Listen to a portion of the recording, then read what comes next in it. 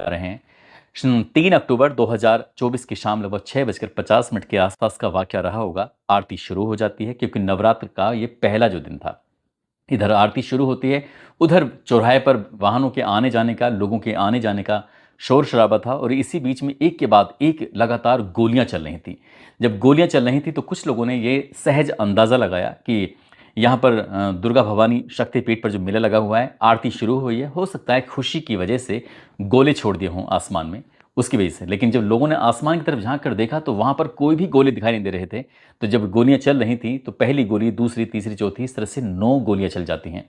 तभी लोगों की नज़र पहुंचती है कि चौराहे के पास में एक मकान है, सत्यव्रत अवस्थी उर्फ मुन्ना का। लोगों की नज़र वहां पहुंचती है कि उधर से गोलियों की आवाज़ आ रही है। लोग दौड़ते हुए, भागते हुए जब वहां पहुंचते हैं, उन्होंने जो अपनी आंखों से दरवाज़ा खोल के जो दृश्य देखा, उस दृश्य को देखने के बाद हर किसी की आंखें खुली की खुली रह जाती हैं। घर के अंदर दरअसल 4 सदस्य रहते हैं। माँ साहब, जिनका नाम सुनील कुमार है, और उनकी पत्नी पूनम भारती, जिनकी उम्र लगभग 32 साल के आसपास है, और माँ साहब की उम्र लगभग 34 साल के आसपास है। 2 इनकी बेटियां हैं, एक बेटी 1.5 साल की जिसका नाम लाडो रखा हुआ है, एक बेटी जिसका नाम दृष्टि रखा हुआ है जिसकी उम्र 5 साल के आसपास है।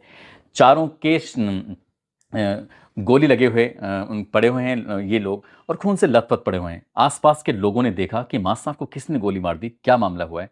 तुरंत ही इन्हें यहाँ से उठाया जाता है, किसी भी वाहन से, किसी तरकीब से इन्हें सीधा नज़दीक में एक सिंहपुर सीएचसी लगता है, वहाँ पर इन्हें पहुँचाया जाता है। और पता चलता है, डॉक्टर नब्ज़ जब टटोल रहे थे तो कहा जाता है कि ये तो मर चुके हैं। इनके मरने की खबर सोशल मीडिया पर वायरल हो जाती है। जहाँ देखो वहाँ के माँ साहब हैं, यानी कि प्राइमरी में एक जूनियर हाई स्कूल है, उसके शिक्षक होते हैं, सरकारी विद्यालय में पढ़ाने वाले शिक्षक, जिनका व्यवहार बहुत ही अच्छा है। उनको किसी ने मार दिया है, ना केवल उनको मारा है, उनकी पत्नी को मार दिया है, उनकी 2 बेटियां हैं, उनको भी मार दिया है। अब हर कोई ये जानने की कोशिश कर रहा था कि आखिरकार माँ साहब हैं कौन, कहाँ से हैं। दरअसल माँ साहब उत्तर प्रदेश का एक ज़िला है रायबरेली। रायबरेली का गदागंज एक थाना लगता है, और गदागंज थाना क्षेत्र का गांव लगता है सुदामापुर। यहाँ के रहने वाले राम गोपाल, इनके ये बेटे हैं सुनील कुमार। सुनील कुमार शुरू से ही पढ़ने में होशियार होते हैं। गरीबी की हालत थी, इसलिए वो मेहनत करने से, मजदूरी करने से पीछे नहीं रहते थे, क्योंकि उन्हें पढ़ना था और पढ़ के ज़िंदगी में आगे बढ़ना था। इसलिए किसी के यहाँ मजदूरी मिलती थी तो मजदूरी भी करने चले जाया करते थे। साथ ही वो मनरेगा में काम मिलता था तो मनरेगा में भी काम करने चले जाया करते थे। वहाँ से पैसे मिलते थे और उन पैसों से वो अपनी पढ़ाई पर खर्च कर रहे थे। वक्त आगे बढ़ने लगता है, और वक्त आगे बढ़ने के साथ साथ उत्तर प्रदेश पुलिस में कुछ वैकेंसी निकलती हैं कांस्टेबल की, यानी कि सिपाही की वैकेंसी निकलती हैं, और सुनील कुमार को उत्तर प्रदेश पुलिस में बतौर सिपाही के तौर पर भर्ती कर लिया जाता है। 1 साल नौकरी की थी इन्होंने, और 1 साल नौकरी करने के बाद लेकिन ये अप्लाई कर रहे थे आगे अच्छी कोई नौकरी मिल जाए, इससे भी अच्छी नौकरी मिल जाए, उसके लिए लगातार आवेदन कर रहे थे। और बेसिक शिक्षा विभाग में शिक्षकों के पदों पर भर्ती निकलती हैं, इन्होंने वहाँ भी आवेदन कर दिया, अप्लाई कर दिया। 10 दिसंबर 2020 को आखिरकार इनको नौकरी मिल जाती है बेसिक शिक्षा विभाग में, सहायक अध्यापक के तौर पर। पुलिस से ये बढ़िया नौकरी मान रहे थे, इसलिए इन्होंने पुलिस की नौकरी छोड़ी और वहाँ से त्याग पत्र देने के बाद बेसिक शिक्षा विभाग में तैनाती पा लेते हैं। और 12 मार्च 2021 को उत्तर प्रदेश के ज़िला अमेठी का एक कंपोजिट विद्यालय होता है पनहोना में, जो कि बताया जाता है कि अमेठी से लगभग 62 किलोमीटर दूर है। ये उस विद्यालय में ज्वाइन कर लेते हैं। इनका व्यवहार बहुत अच्छा बताया जाता है, बस ज़्यादा लोगों से बातचीत नहीं करते हैं, पढ़ाई पर ध्यान, बच्चों से बहुत अच्छा मेल मिलाप। अपने गांव से मोटरसाइकिल उठाई और सीधा स्कूल पहुंच गए। बस ये रोज़ का आना जाना ये सब चलता रहता था, प्रतिदिन का आना जाना था। अब मीडिया रिपोर्ट में जो इनके बारे में कहानी आने लगती है तो इनके बारे में कुछ इस तरह से आता है कि शिक्षक की जो पत्नी होती हैं पूनम भारती जहाँ रहती हैं, उनके पास में ही एक लड़का रहता है जिसका नाम चंदन वर्मा होता है, और ये लड़का तेलिया कोट रायबरेली का रहने वाला होता है।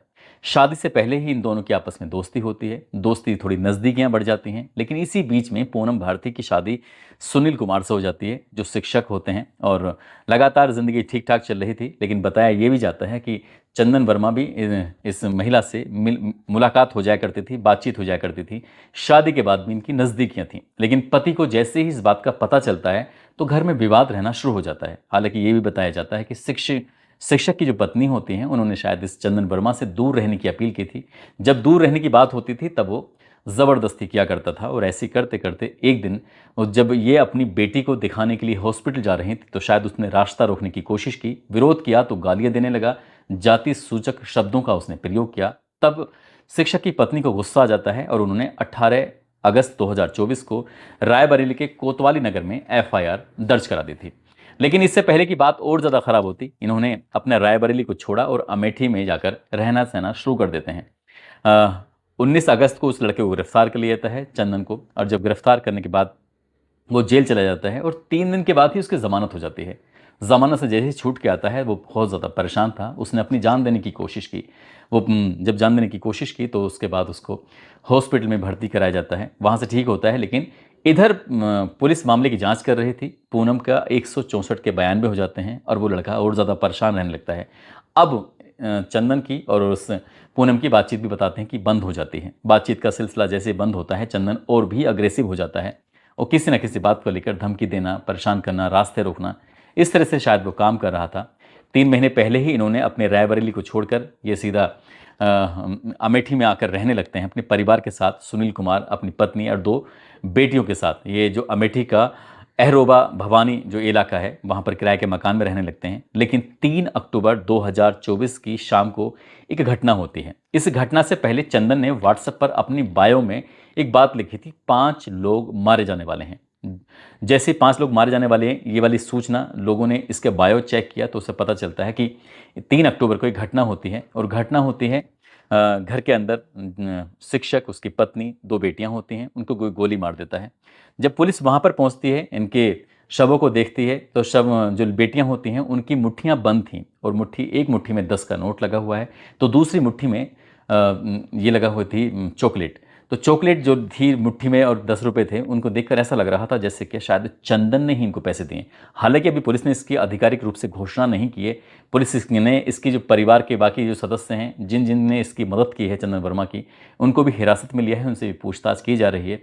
और ये जानकारी मिली है कि इसने अपनी बुलेट मोटरसाइकिल को कुछ दूरी पर, लगभग 100-150 मीटर की दूरी पर खड़ा किया था। खड़ा करने के बाद इनसे कहा कि मैं मंदिर में दर्शन करने के लिए जा रहा हूँ। जिस जगह पर उसने अपनी मोटरसाइकिल खड़ी की थी, वहाँ से सीधा घर पहुँचता है और घर पहुँचने के बाद उनकी गोली मारकर हत्या कर देता है। हालांकि अभी पुलिस इस मामले की जाँच पड़ताल कर रही है। कातिल का नाम सामने आने ही वाला है, लेकिन मीडिया ने इस रिपोर्ट को रिपोर्ट किया है तो मीडिया की रिपोर्ट के हिसाब से लगता है कि जो कातिल है वो चंदन वर्मा है और चंदन वर्मा पूनम भारती से प्यार करता था और इसीलिए जब उसके खिलाफ मुकदमा हो जाता है तो उसने अपने बेइज्जती का बदला कहें या कुछ और वजह, वो पुलिस जब इसे गिरफ्तार करेगी, गिरफ्तार करने के बाद जब घटना खुलासा करेगी तो पता चलेगा। पोस्टमार्टम की रिपोर्ट जब आती है तो पता चलता है कि 3 गोलियां मारी जाती हैं शिक्षक को, 2 गोली मारी जाती हैं शिक्षक की पत्नी पूनम को, एक एक गोली मारी जाती है उनकी दोनों बेटियों को। मर तो वो वहीं मौके पर गए थे, लेकिन स्थानीय लोगों ने सोचा कि अगर डॉक्टर को दिखाने से कुछ राहत मिल सकती है तो डॉक्टर को दिखाई देते हैं। जब डॉक्टर के पास जाते हैं तो उन्हें मृत घोषित कर दिया जाता है। इस घटना के बाद जब ये सोशल मीडिया पर वायरल होने लगती है तो एडीजी जोन एसबी सिरडकर, साथ ही आईजी प्रवीण कुमार, डीएम निशा आनंद, एसपी अनूप कुमार सिंह मौके पर पहुंच जाते हैं। 5 टीमों का गठन कर दिया जाता है, जितनी जल्दी हो सके इस घटनाक्रम का खुलासा कर दिया जाएगा। जब मामला वायरल होता है तो उसके बाद फिर उत्तर प्रदेश के पूर्व मुख्यमंत्री अखिलेश यादव इस मामले को लेकर कई तरह के सवाल खड़े करने लगते हैं। चंद्रशेखर आज़ाद जो कि सांसद हैं, वो भी कई तरह के सवाल खड़े करने लगते हैं।